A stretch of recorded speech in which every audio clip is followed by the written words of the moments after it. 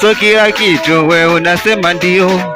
Sometime yes inabidi useme sio, ajipitisha katikati ya watu na mipesa ya wanakushika makario na bado nasema ndio. Si mke wa mtu wewe, umeona mdhalilisha, si mume wa mtu wewe, sambona unachoresha?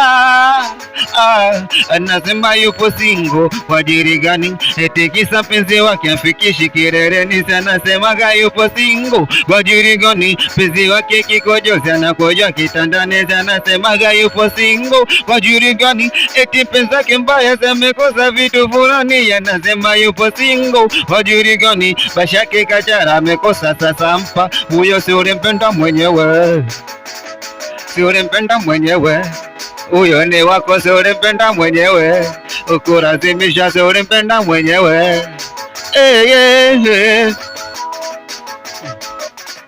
Sometime na force nikipata manoti mama mtu sikwachi Mbagara Masaki nakula mishkaki. Sometime napagawa nikirudi nimechoka, wewe utaki kuelewa, unaona simple kufanya kazi bila malipo.